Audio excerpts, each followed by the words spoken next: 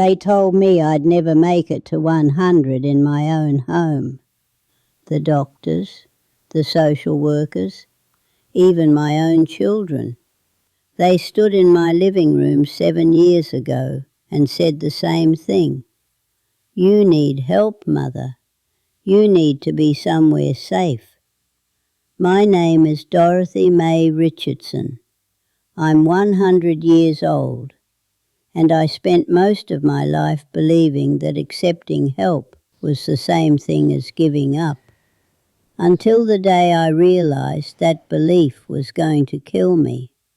I need to tell you about the moment everything changed, because it wasn't what you'd expect. It wasn't a fall. It wasn't a medical emergency. It wasn't some dramatic turning point.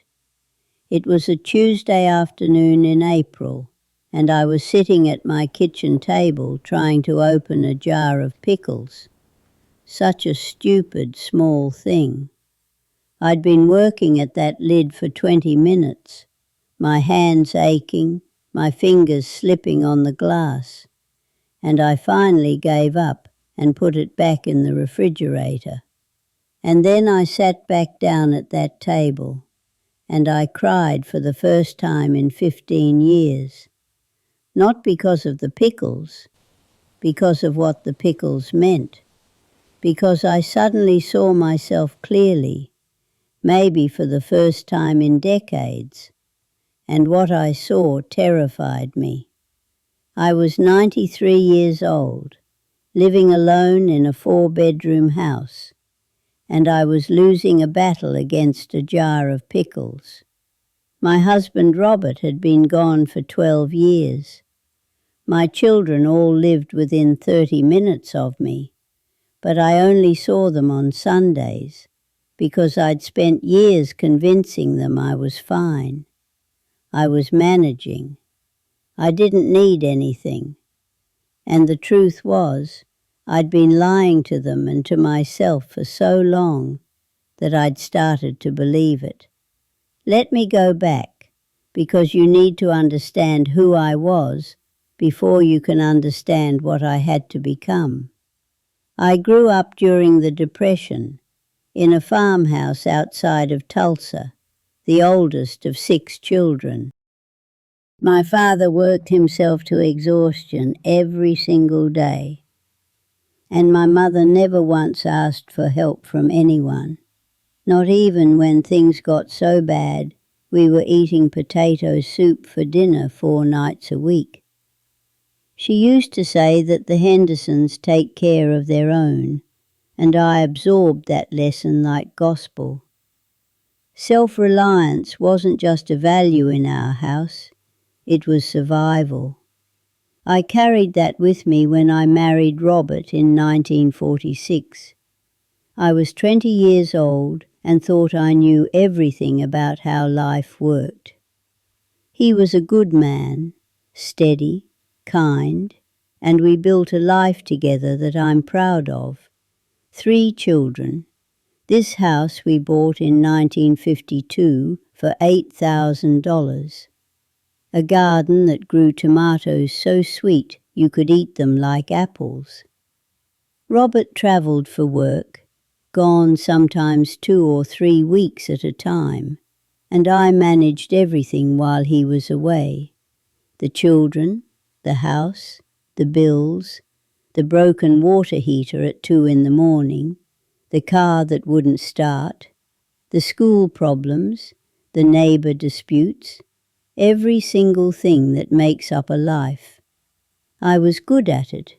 I was capable, organised, and I took pride in that capability. When Robert's mother got sick and needed care, I handled it. When my own mother had her stroke, I drove to Tulsa every weekend for 2 years to make sure she was comfortable. When our daughter Linda was going through her divorce and fell apart, I took care of her children for 6 months while she put herself back together. I was the strong one. I was the one people leaned on.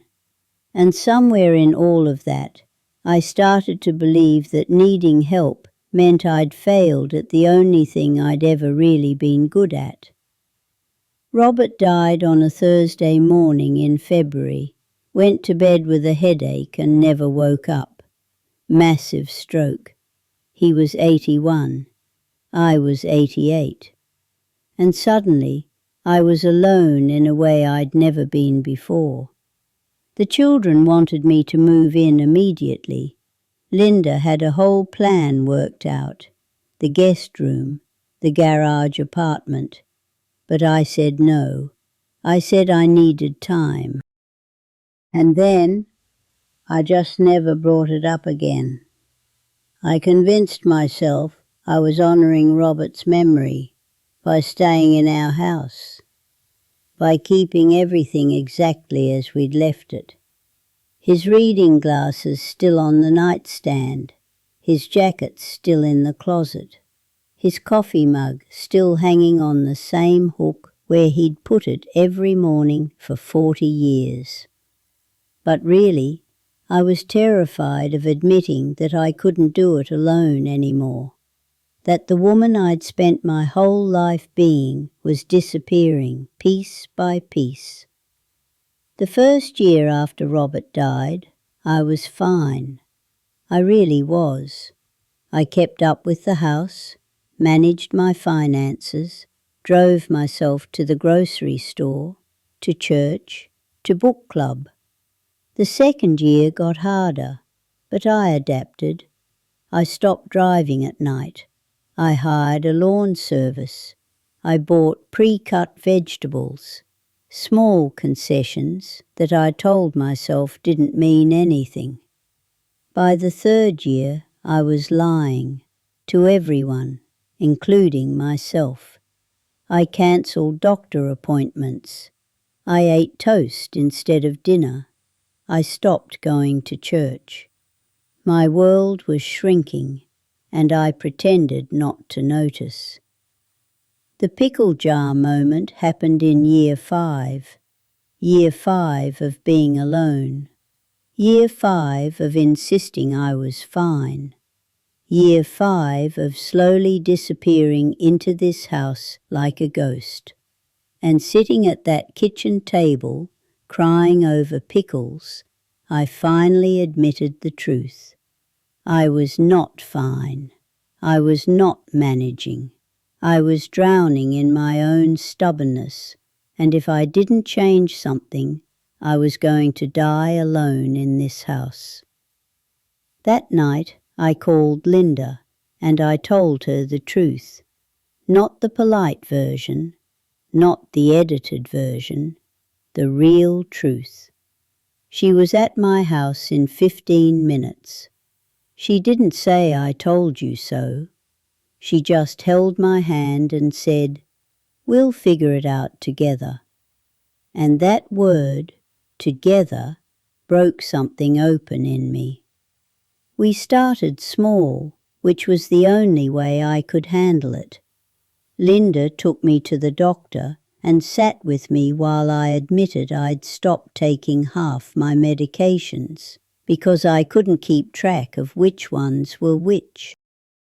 The doctor set me up with a pill organizer and a visiting nurse who came once a week to check on me. I hated it at first, having a stranger come into my home, ask personal questions, look through my medications. But the nurse, her name was Patricia, she never made me feel like I was failing. She just helped me set up systems that made sense. Next was the bathroom. My son James came over one Saturday with his tools and installed grab bars by the toilet and in the shower. He replaced my old tub with a walk-in shower that had a seat. I cried when I saw it, because it felt like admitting defeat, like I was turning my home into a hospital. But the first time I took a shower without being terrified I was going to slip and fall, I understood. This wasn't about defeat. This was about staying alive. Michael, my youngest, He took over my finances. I'd been so proud of managing my own money for 93 years, but the truth was I'd missed payments, paid some bills twice, nearly had my electricity shut off because I'd forgotten entirely. Michael set everything up online. He showed me how to check things, but he took over the actual management, and the relief I felt was enormous. I hadn't realized how much anxiety I'd been carrying until I didn't have to carry it anymore. Then Linda found Teresa. Teresa was 62, a widow herself, originally from Guatemala. She needed work. Linda suggested she come 4 days a week to help around the house, and I resisted at first. I imagined someone stern, someone who would boss me around, treat me like a child. But Teresa wasn't like that. She was warm, funny. She treated my home with respect, never moved things without asking, never threw anything away without checking first. She started by deep cleaning, something I'd been avoiding for months because it felt overwhelming. We worked on it together, room by room, and as we cleaned, she told me stories about her husband who died 3 years before mine, about her children and grandchildren, about coming to America when she was 19 and barely speaking English. And I realized something. We weren't so different, she and me. We'd both spent our lives taking care of other people, and we'd both struggled with accepting care ourselves. Teresa taught me that help doesn't have to mean helplessness. She'd ask what I wanted for dinner, and we'd cook together. She did the things that were hard for me. I did what I could. She never took over. She collaborated. And slowly, my kitchen stopped being a place of frustration and became a place of joy again. We made things I never would have tried on my own. Guatemalan pepián that took all afternoon and tasted like nothing I'd ever had before. Her grandmother's recipe for sweet plantains. A chocolate cake from scratch for my great-grandson's birthday. But the biggest change wasn't any of these practical things. It was something deeper, something I didn't even realize was happening until one day I looked around and saw it clearly. My children started visiting more, not because they had to, but because they wanted to. My home stopped feeling like a place of worry and started feeling like a place of warmth. My grandchildren brought their friends over. My great-grandchildren did homework at my kitchen table while Teresa and I made dinner. I started hosting Sunday dinners again, something I'd given up after Robert died because it felt like too much work. But with Teresa's help and my children pitching in, it wasn't work at all. It was what it was supposed to be. Family gathered around food and conversation. 3 generations in one room. Laughter, arguments, children playing. This house that had been so quiet for so long was alive again. And somewhere in all of that, I realized the truth. Independence isn't isolation. Strength isn't refusing help, and asking for help isn't weakness. When I turned 100 last month, we had a party that started at 2 in the afternoon and didn't end until almost midnight. 73 people came through this house. My children, my grandchildren, my great-grandchildren, Teresa and her family, neighbours I'd known for 50 years, friends from church, Patricia, my nurse, who had become a friend. Someone made a banner that said Dorothy's Century and hung it across the living room. At one point I just stood there, looking at all those people, and thought about how close I'd come to missing this. If I'd held on to my pride, if I'd kept insisting I was fine when I wasn't, if I'd refused the help everyone kept offering, I wouldn't have made it to 100. I'd be in a nursing home, if I was lucky. Or more likely, I'd have fallen one day when no one was around, and that would have been the end. All because I was too stubborn to admit I needed help. My great-granddaughter Sophia, she's 8 years old, and she asked me during the party what it feels like to be 100. I thought about it for a moment, because I wanted to give her a real answer. Not something sweet, not something meaningless. I told her being 100 feels like being 20 and 40 and 60 all at the same time. That I still feel young inside, even though my body doesn't work the way it used to. That I've learned more in the last 7 years than I learned in the previous 93. That the hardest lesson I ever learned was that needing people doesn't make you weak. It makes you human. She looked at me with those serious eyes children sometimes have, and she said, "Great-grandma, were you scared?" And I told her yes. I told her I was terrified, scared of being a burden, scared of losing myself, scared of what it would mean if I couldn't do everything on my own anymore. But I learned something. That fear was lying to me, because letting people help me didn't make me lose myself. It helped me find myself again.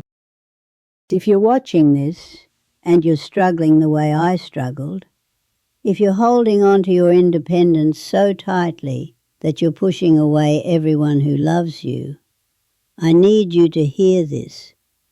Your children don't want to put you away. They want to help you stay where you are. Your friends aren't waiting for you to fail. They're waiting for permission to be there. And that voice in your head telling you that asking for help means you failed, that voice is wrong. It's lying to you, the same way it lied to me for 93 years.